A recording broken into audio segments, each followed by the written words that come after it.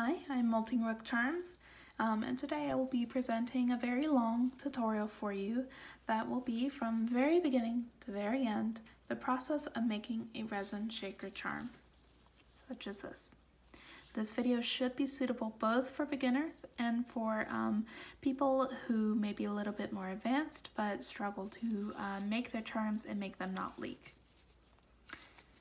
So I hope to help you. For starters, let's talk a little bit about the basic equipment that you will need. Firstly, you should be wearing gloves. These are cheap nitrile gloves that you can get in a box of 100 for about $8. I continually reuse my gloves if I can and get more out of my money for them. These are necessary because resin, which is the second thing that you will need, can be caustic to the skin. Over long term, it can cause contact dermatitis and prevent you from working with resin in the future. So, for starters, you will need gloves, a mixing container, a popsicle stick or other stirring method, such as a disposable plastic spoon or something that is preferably long and flat.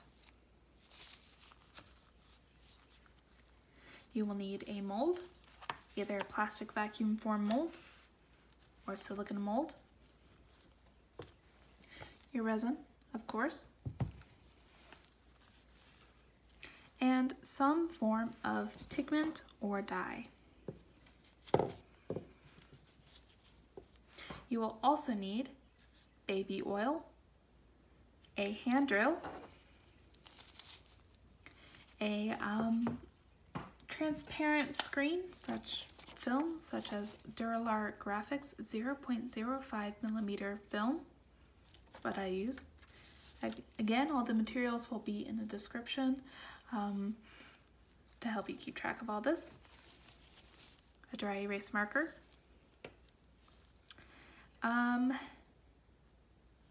Some form of doming mat, such as this.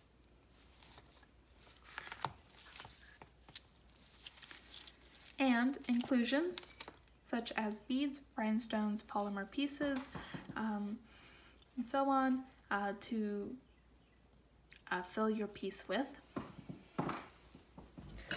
like glitter.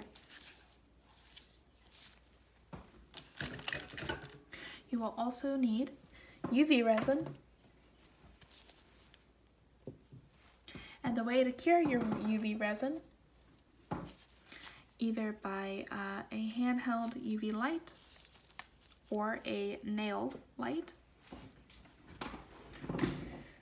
I also recommend that you have a bottle or a syringe to fill your shaker with. This is a needle-tipped bottle, which you can buy off of Amazon for a pack of 10 for like $3. And lastly, is not necessary, but I highly recommend a container of liquid latex and a popsicle stick or a silicone applicator to apply it with.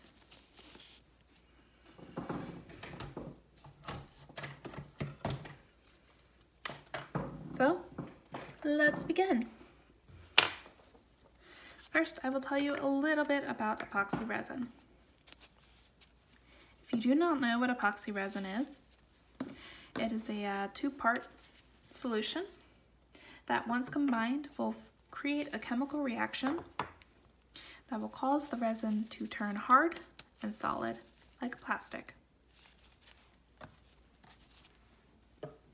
Epoxy resin comes in all sorts of different cure times and working times. Cure time is how long it takes for the resin to turn hard like a plastic. Working time is how long you have to work with the resin while it's still liquidy before it gets too gooey and tacky like taffy.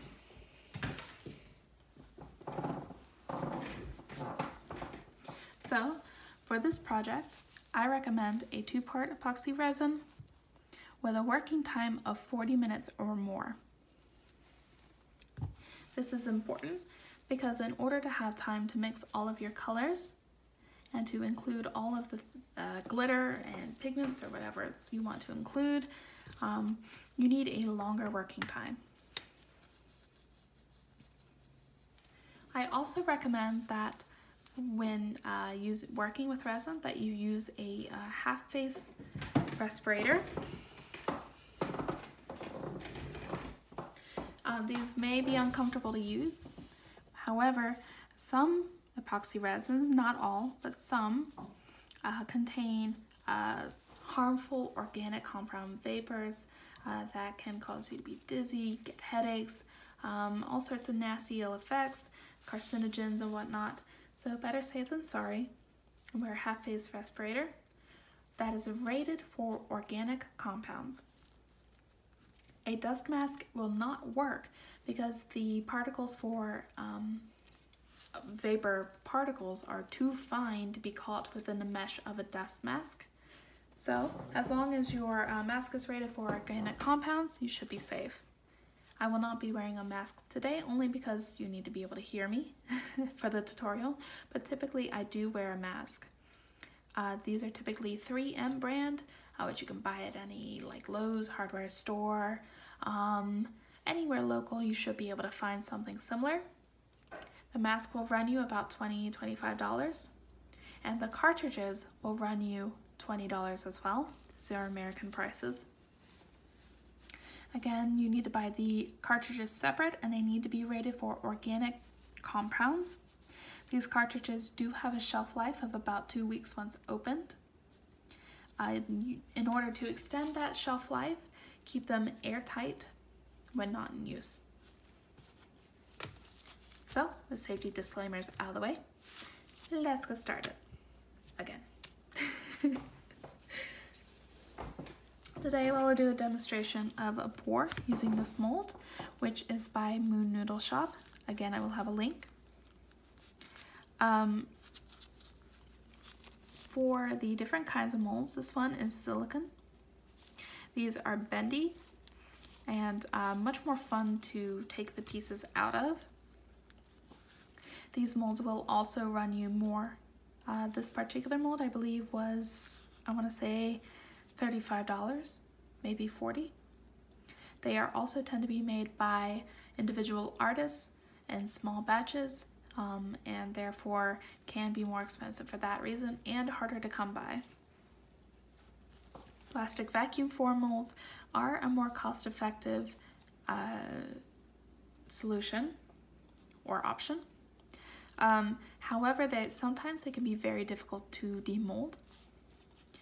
Before you pour your resin into a plastic vacuum form mold, I highly recommend that you use some form of mold release. You can buy mold release at your local craft store if your craft store sells resin.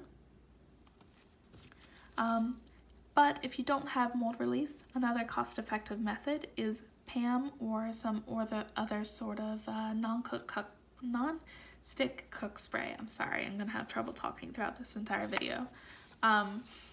Spray just a little bit of spray into the mold and then wipe out the extra. Then when your piece is fully cured, it should be much easier to pop out than if you were to not use this trick. If you're still having trouble getting your piece out, you can use stick it in a freezer. But that never really helped much for me. I prefer to use silicone molds. They're much more beginner friendly. However, they are more expensive. So let's start with pouring. Each resin brand is different and will have different requirements when mixing your resin. So you want to make sure that you read the instructions and care for your resin very carefully before you begin your project. The resin that I'm working with today is Art and Glow. I buy resin a gallon at a time, which costs me typically about $90 to $100, which is very expensive. And if you're working with a resin that has a wide mouth bottle, I recommend to get some of these. These were just $1. These are like little condiment containers. It'll make it much more easy to measure out your resin properly. Most two-part epoxy resins are equal parts part A and part B. That means if you want 30 milliliters, you want 15 milliliters to be part A and 15 millimeters to be part B. But again, you need to check with your manufacturer of your resin. I will go ahead and pour while I explain a couple of other things. I prefer to pour part A, or the hardener, into the cup first. Most brands will recommend that you measure part A out into one container, part B out into a separate container, and then combine in a third container. However, I don't like to waste plastic, so I jump in right away. I find it easier to mix part B into part A rather than the reverse, just because part B tends to be thicker, as you can see. When you're working with resin, you also want to make sure that your room is the right temperature. Most resins, if too cold, will take much longer to cure, or if too hot, will cure much too fast and cause damage to either your mixing container or your mold, or it might crack and it won't cure properly. So most places, resin, I believe the requirement is somewhere between 60 and 80 degrees Fahrenheit, with most lying between 75 degrees roughly is where you want to be. So when you mix your resin, the goal of mixing your resin is to mix as slow as possible. This is going to be painfully slow, but I will do it in real time as I'm explaining a couple of other things. For 1 ounce to 2 ounces of resin, I will mix between 5 to 8 minutes.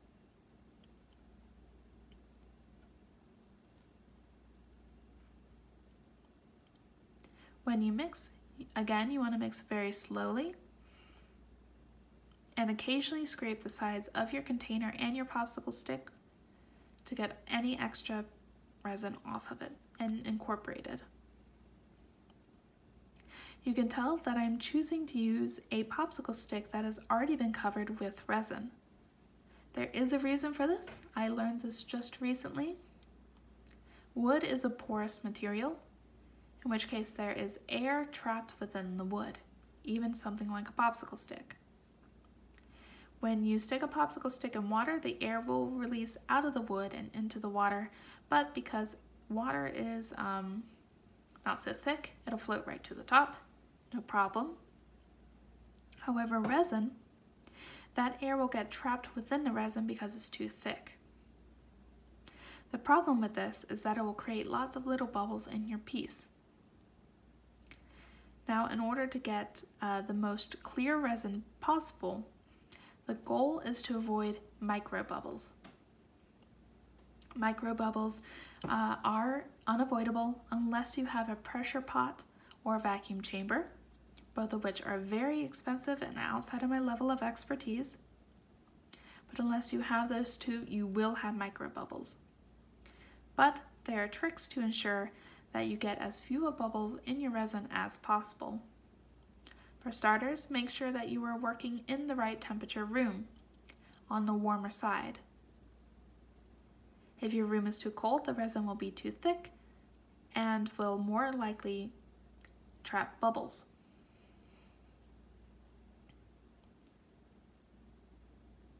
If your room is too cold, you can put the resin bottles in warm water. You want to set aside a bowl of warm water, not too hot, and gently let them rest in the water for a while. Separately, you do not want to put your combined resin into hot water or it'll cure much too fast. Also, you do not want to microwave your resin. Don't do it.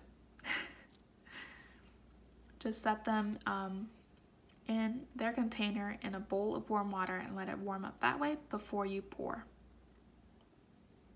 Secondly, stir as slow as possible. Again, you can see I am stirring very, very slowly, but so far I'm avoiding a good chunk of bubbles. I'm not a pro at this. I do still get lots of little micro bubbles, but the slower you stir, the better it'll be. Thirdly, use the treated popsicle stick. It has already been coated in resin so that air does not get released into the resin. That I have found has avoided bunches of bubbles. How will you know when your resin is mixed entirely? As you can see, the resin is very streaky. It's difficult to see on camera, but there is a difference that is clear to the eye between the resin parts. When I poured part B into part A, you could probably notice how it left a little spiral design in the resin. You will know when your resin is fully incorporated and mixed when it is crystal clear. Right now, it is still foggy. So we will keep on mixing.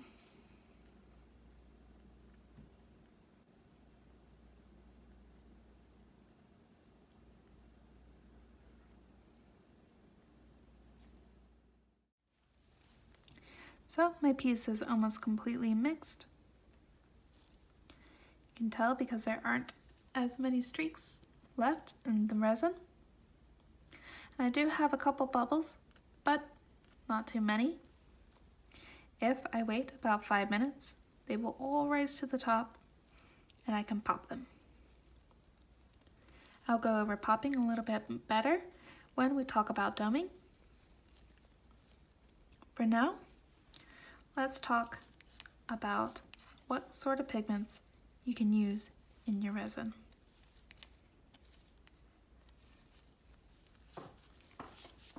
So, pigments to color resin. There are a number of different options, ranging from least to most expensive, I would say, is chalk pastels, acrylic paint, alcohol inks, and resin colorants. I prefer to use resin colorants as they are the most concentrated dye that I have come across and create stunning colors effortlessly. The brand I use is Cow DIY, but these are meant for UV resin. UV resin operates by curing under UV rays. If the piece is opaque and the UV rays cannot penetrate into the resin, it will not cure. So all of these dyes are transparent. But for a nice solid opaque, such as this white and pink here, I use Cast & Craft Opaque Pigment Concentrate for coloring polyester and epoxy resins. This does create that nice opaque white. These are my favorite. You can buy a full set of colors from miniaturesuitehk.com for about 20 to 30 bucks, I believe. And one bottle will last you a very long time. I've been using this bottle for several months and I'm not even halfway done. So, the other methods in which you can color your resin, you can use chalk pastels. Simply take an X-Acto knife and scrape the chalk pastels into a powder. And then you can mix that powder into your resin to create the pigment. However, I find that this can lead to unconcentrated colors, and they also, it's a sort of a pain to do, and you will not get a nice opaque color using this. You can also use acrylic paint, which several people use with no problem at all. I find that sometimes the color does not end up being the color in the bottle. And similar to chalk pastels, sometimes it's not the most concentrated pigment that it could possibly be. Acrylic paint is also water-based, and water-based things don't work well with epoxy resin, and they can not cure at all if you add too much. Alcohol inks, I've never worked with them, but apparently they work quite well. The other one I forgot to mention is powder pigments, such as mica pearl powder pigments, like Pearlex, or solarcolordust.com, I believe, sells like fluorescent pigments that work very well. Today, we will be using resin pigments. Today, I don't actually want to use these colors.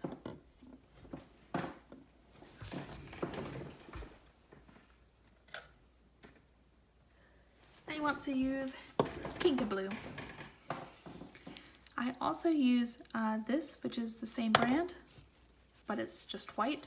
It's not very opaque.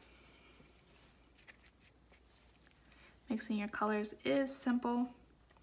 Separate your resin out into different containers for each color.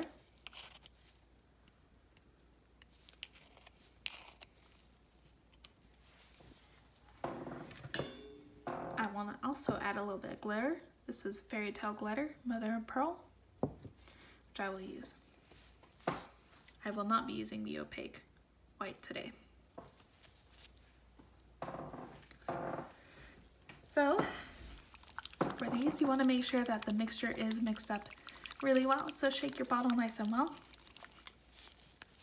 For these pigments, you only need a couple drops. That's why these bottles last so long. I want a very vibrant pink, so I'm going to go with just 3 drops. I know from experience that this blue is even more vibrant, so I'm going to put just 2 drops. This is the fun part of resin. The sky's the limit. You can pour in 1 layer, you can pour in 2 layers, you can put everything like glitters or plastic pieces or whatever you want into your piece. You can put it in at this stage. This is where the fun part and the creativity really begins. I want these colors to be slightly opaque, such as this one here.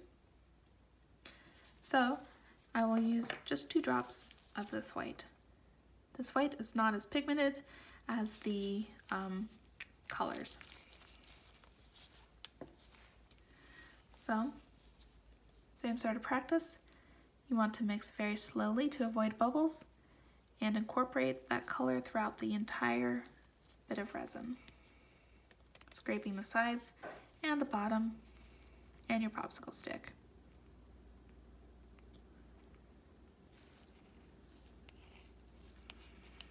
This resin is already starting to get a little bit warm. Like I said, resin is made with a chemical reaction between both parts A and B. If you mix a big bunch of resin, for example 2 ounces or more, and you leave it sitting for just a couple minutes, it will get hotter as the chemical reaction begins. The hotter it gets, the faster the chemical reaction will be, and the hotter it gets. So you kind of want to baby your resin. Don't leave it sitting around for too long, or it may have the potential of curing before you even get a chance to work with it. Again, this resin has a 40-minute work time, but this work time can be decreased by how hot the resin is. But again, the hotter the resin, the less likely you will get big bubbles with it. This is a very vibrant pink. As you can see, slightly transparent.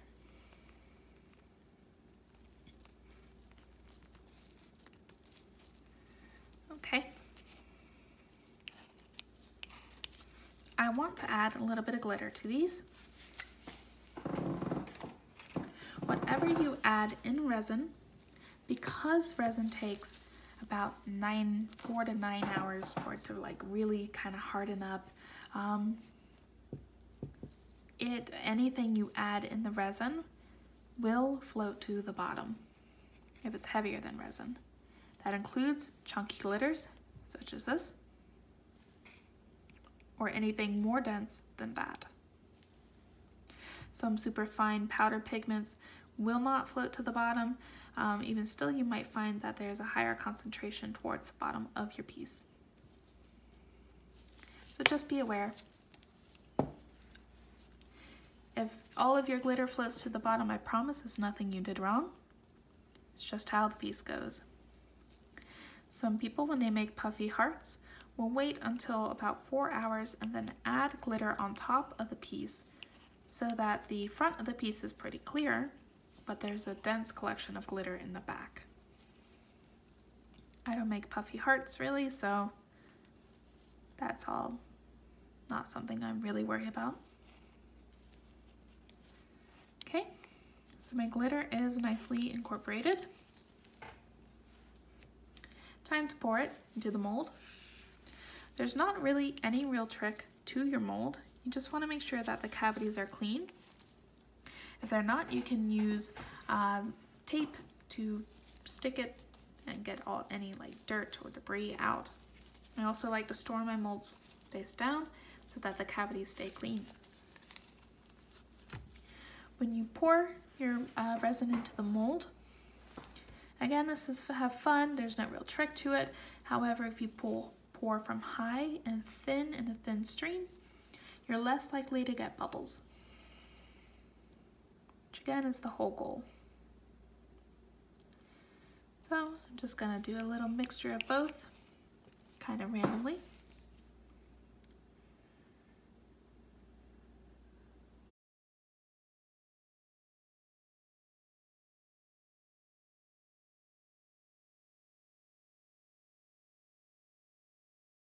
There's all sorts of tips and techniques out there for creating different effects. I don't really have time to go over any of that today. But what I just did will amount into a piece that looks kind of like this. For a half and half piece, you have to work very quickly. Pour a little bit on one end.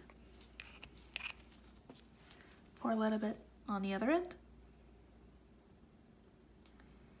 And you want to work quickly so that they roughly meet in the middle, going back and forth.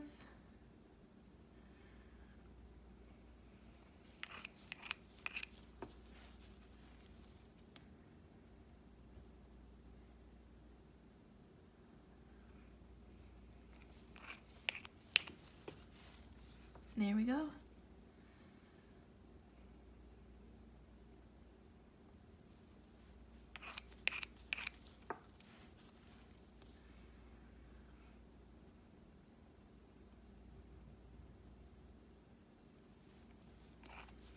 If you wait until the resin is slightly more tacky, towards the end of the work time, it'll help to create a more defined middle line, if that's what you're going for. I'm not particularly going for that today. Some molds, such as this, have very fine details, like the milk letters. If that's the case, you can use a popsicle stick, I'm sorry, not a popsicle stick, a toothpick to help get any bubbles out of those letters.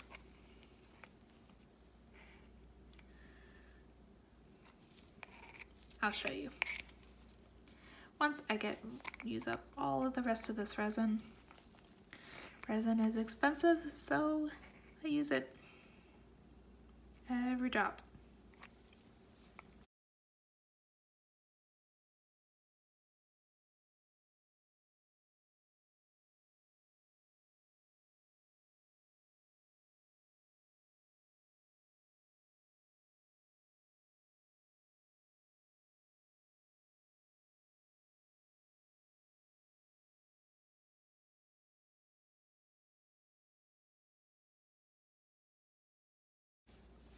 So that's all my resin used up. Now this popsicle stick has been nicely conditioned, so it's good to continue using to keep bubbles out. So scrape the sides really well. Put it on the edge of a doming mat, like so, so that it will cure and I will continue to have a really nice stirring stick. So let's get all the bubbles out of these letters. You want to very gently trace the letters and look for any bubbles. I don't see, oh, there's one. It's rising to the top there.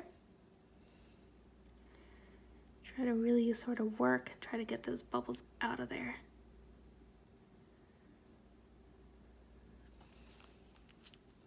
Okay, now this has a very sort of jaggedy edge. I might as well go ahead and combine to get a sort of purple in the middle. As you can see, resin does not like to combine its colors very well if you're mixing in the mold. So I go over the line gently, sort of mixing.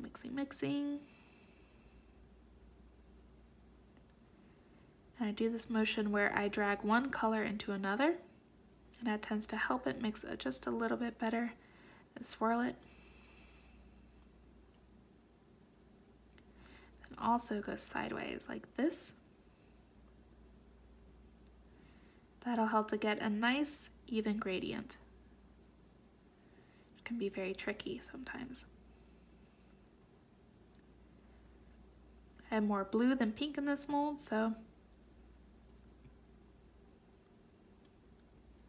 there we go.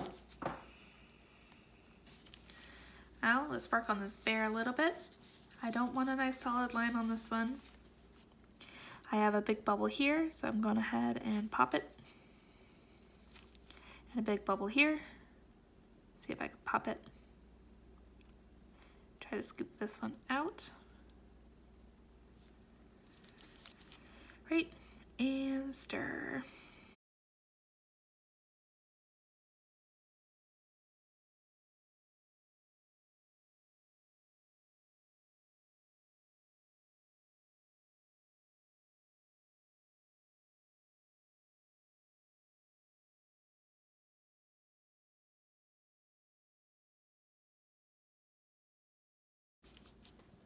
That's fine enough for me.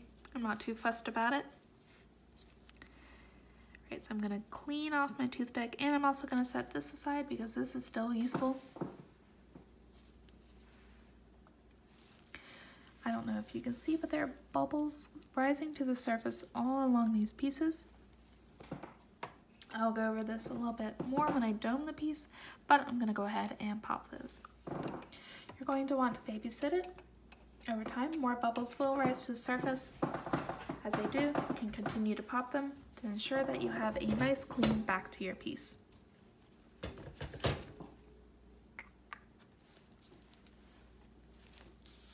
Right, I'm going to set this aside, and I'm going to show you how to fill and seal your shaker piece. Alright, so this is where the magic happens. This is the best part of resin, I think, demolding the piece. For a plastic mold, again, these are a little bit harder to demold. You want to wait until the full extent of the recommended time for demolding your piece, for curing your piece has passed. For my particular brand of resin, the recommended time is 18 to 24 hours.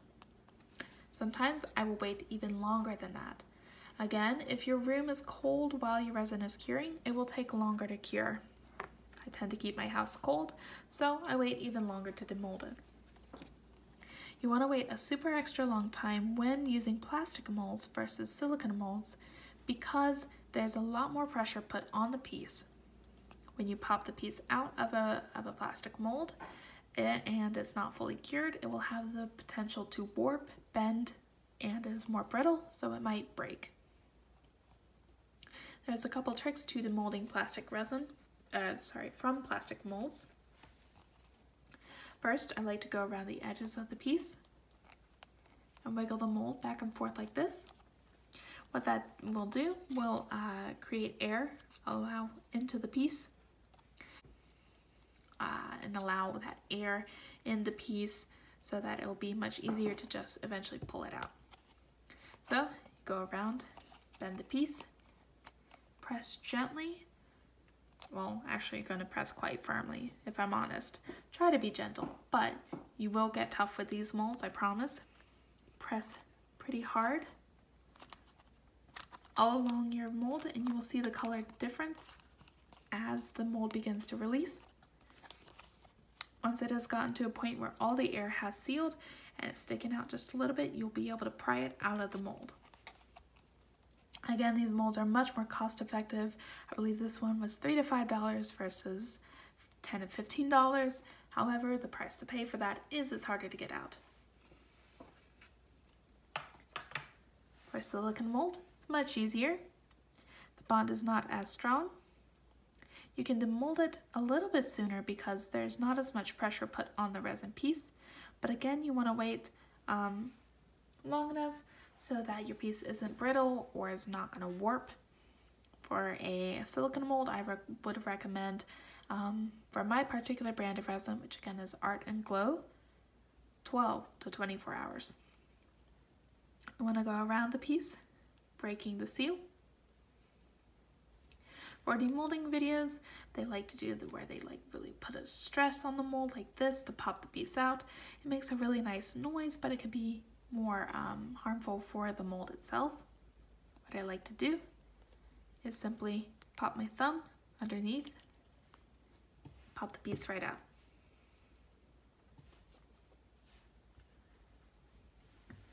Okay, now filling your piece. This is the fun part. Again, you can put just about anything in there. Pearls, beads, rhinestones, mini flowers, cabochons, glitter, polymer clay, sprinkles. Sprinkles, surprisingly, food-safe sprinkles will not melt in baby oil, but I'm a little too afraid to try it myself. So I don't know from first-hand experience, but I've been told that it's perfectly safe to use food-safe sprinkles in your molds. But you need transparency film. Now, again, I use Duralar Graphics 0.05 millimeter transparency film. This is what allows you to put a coat of resin on top of your shaker and not stick all of your pieces on the inside to the resin and create a mess. You need transparency film. You can use pen, Sharpie, etc. to trace your piece out on the transparency film. I prefer dry erase marker because it comes right off. When you trace your piece, you want to make sure that you leave a little bit of gap between the cavity here and the outside edge here. You want to go right in the middle.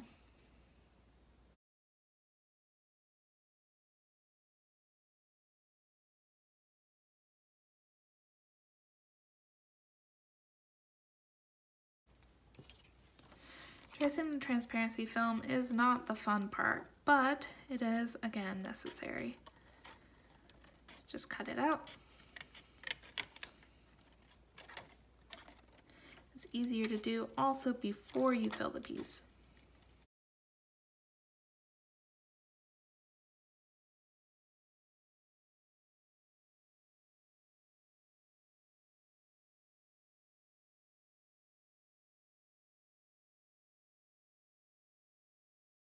You can go ahead and clean a dry erase marker off of it. Again, I prefer to use dry erase marker because it comes off easily and is not going to leave marks, which you can see on your piece. Okay. It's cut a little bit wonky, but it'll work. And now is the fun part. I really know what I'm going to fill this piece with, but I kind of like the idea of a strawberry lemonade theme. So I'm just going to go for it.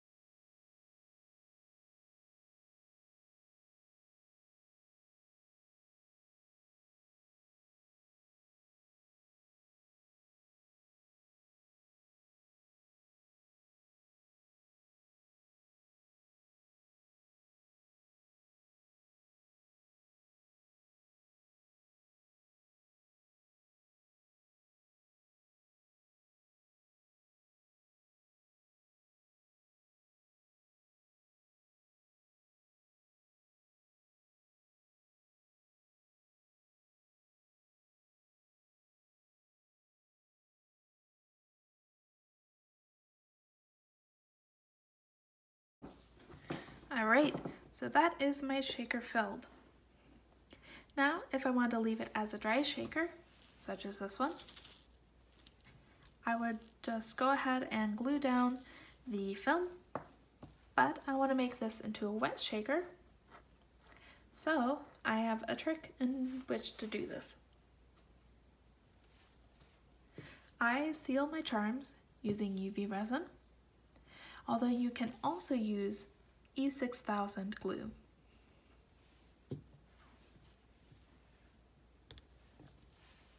However, there is the risk that the UV resin will drip down into the piece and will adhere these little beads to the side of the piece.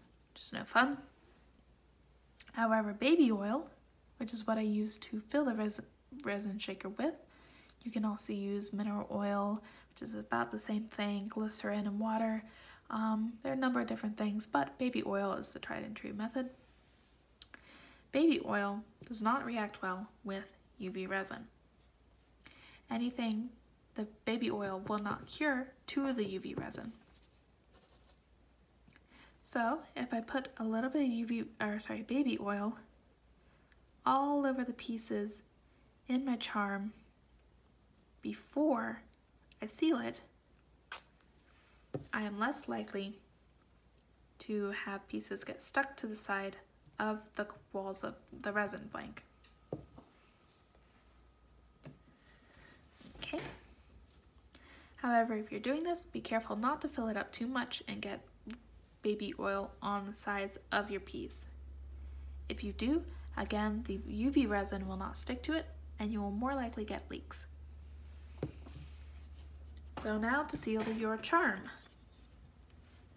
Take your UV resin and do a thin line all the way around the edge of your piece.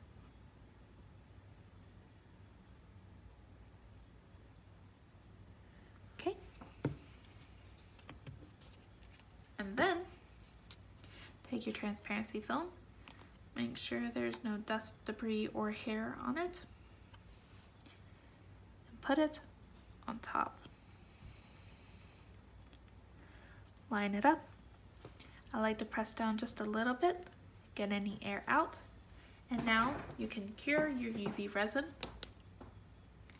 This depends on the brand of resin, but you can use either a handheld flashlight like this, which will take about 5 to 10 minutes, or you can use a lamp used for nails, which will take about 2 to 3 to 5.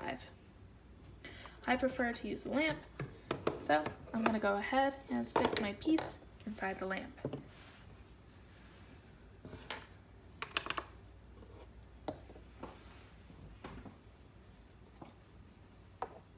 Once it is cured, if you're doing a dry shaker, I would recommend waiting for 10 minutes until it's cured. If you're doing a wet shaker, you don't have to wait as long. But again, it needs to be under UV rays the entire time. You can also use sunlight, of course, to cure your UV resin. However, it takes even longer.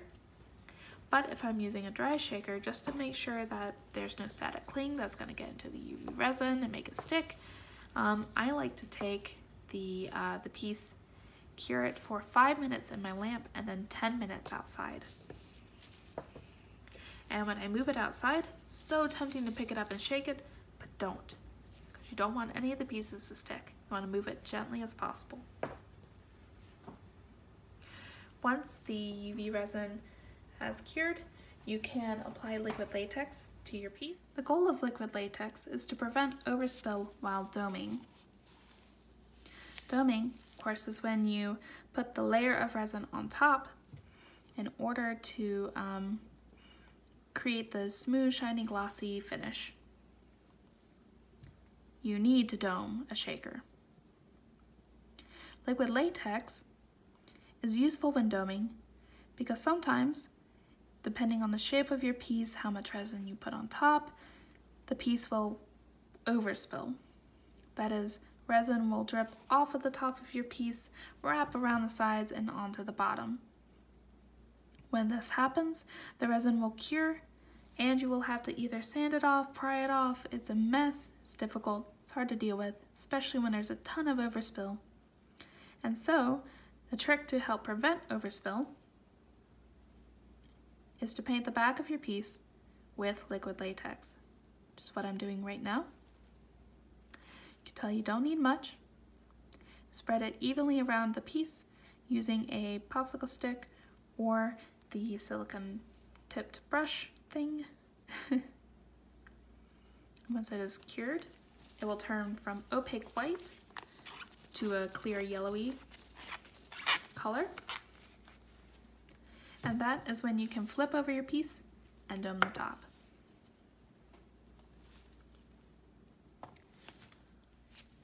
Alright, let's talk about doming. Doming is a very important part of the process of creating shakers, because it creates this very smooth, even surface, which you will not have after you fill and seal it. I recommend that for a shaker, you dome the piece 2 or 3 times. This will make it heftier, nicer feeling to hold, and will help to prevent the seal breaking of your piece if it is accidentally dropped. Of course, it also makes it super nice and shiny. Woo! Alrighty. So, to dome your piece, first of all, don't drop your popsicle stick. Second of all, take clear resin and pour it into the center of your piece. It'll pull out gently to the sides. You can help this along by gently pulling it around with your popsicle stick. Make sure that you cover up all the way to the edges and cover any UV resin. Again, this might take 2 to 3 coats. But if you use the liquid latex hack, it is much less stressful because you don't have to worry so much about overspill. On a shape such as this that has firm corners, it can be a little bit harder to dome. Resin is self-leveling, which means that over time, it'll create a very smooth, even surface. So don't worry too much if you have any streaks from your popsicle stick. As long as you have enough resin on there, it won't create any holes.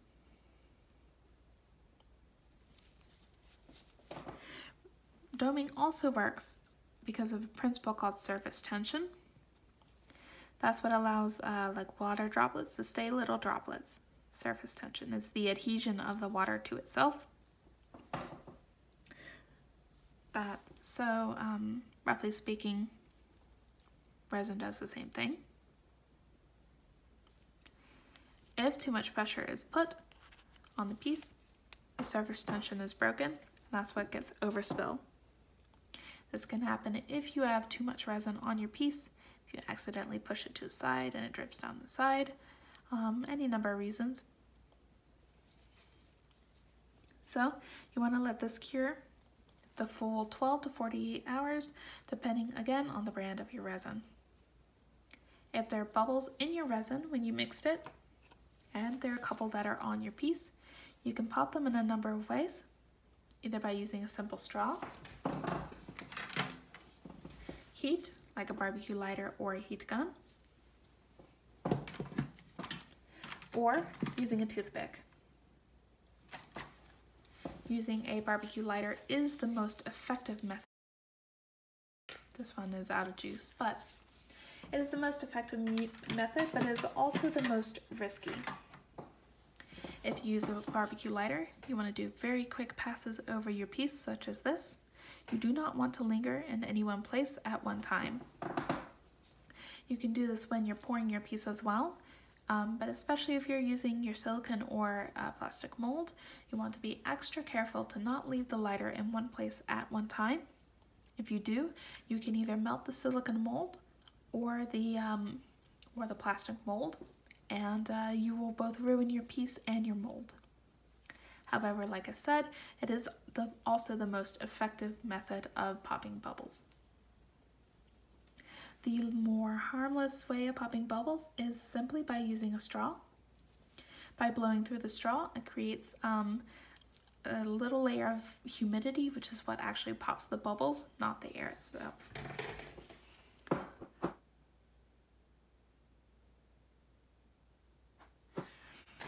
If any stubborn big bubbles remain after popping them by blowing through a straw, you can use a toothpick and gently fish them out. And that's simply, in a nutshell, how you dome a piece. And now, it's time to fill up your resin shaker all the way. This is where your drill comes in. The goal is to drill a hole into the side of the piece, fill it with the baby oil, and then plug the hole using, in my case, UV resin, although again you may also be able to use E6000 glue. So where you drill the hole is actually important as well. If I wanted to put an ice pin in this piece, it would be very convenient to drill the hole right in between the ears and make a pendant out of it. However, if I do that and I start filling the piece up here, air can get trapped in the ears and you'll get a big old air bubble. However, if I turn the piece over, as you can see, or you should be able to see, it's getting a little bit dark outside, so the camera quality is going down. I apologize. But you should be able to see that line of baby oil in there. There's no air in the ears. The apex of the charm is the center. Therefore, I will get a smaller air bubble. So, drill your hole. You can also use, other than a hand drill, a Dremel. But this is the way that I prefer to do it. I also wait until I've domed my piece 2 to 3 times because this will help to protect your piece as you're filling it up.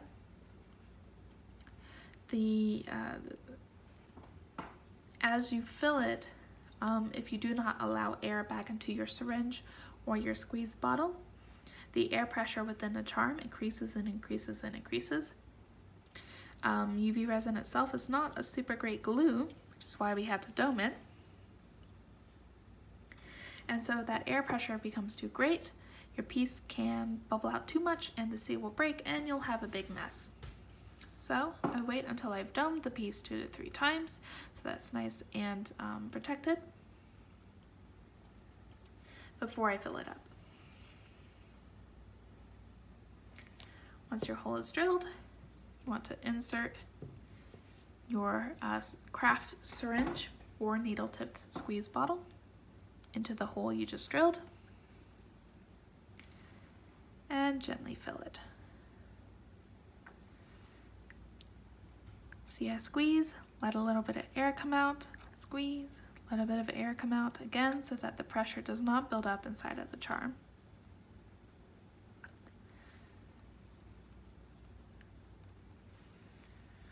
Okay.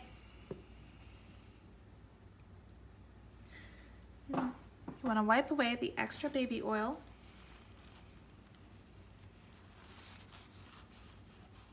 Again, UV resin does not stick to baby oil. So if you have too much baby oil on the outside of your charm around the hole, you will not get a good seal on the charm and it might leak in the future. So make sure that's nice and cleaned up. Done with the baby oil now. There's also a trick to using the UV resin on the piece in order to get a nice good seal. If I put just a drop of UV resin on top of that and cure it, well, it may work for a while, but there's a chance that the baby oil will begin to seep out underneath the UV resin and create a big mess and you'll have a leak. So what I do instead It's easier if I draw this out for you. Is as I'm filling up the piece, I press a little bit on it and allow air to escape from the piece. So here's my charm. I drilled a hole in the charm. I allow the air to come out, and as I release my finger, the pressure will cause whatever's on top to suck back in. So if I put my layer of UV resin on top, if I depress some air and allow it to escape, and then I release the pressure, the UV resin will go down into the hole and create a plug. And this will help protect leaks much better than just patching it on top.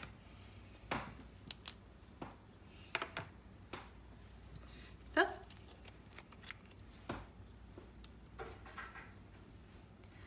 go ahead and put a small dollop of resin on there. I have a toothpick on standby. Squeeze, you can see the air bubble rising to the top.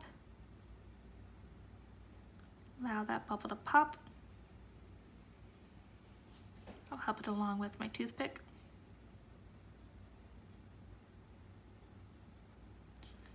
Come on. It's okay. And then allow UV resin to seep into the hole and very quickly cure it.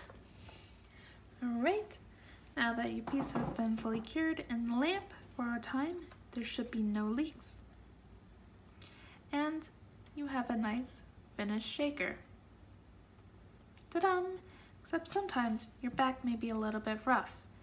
If your back is rough, then go ahead and apply a layer of doming or two to the back of your piece. Again, it'll add weight, make it feel nice and shiny, smooth the hold.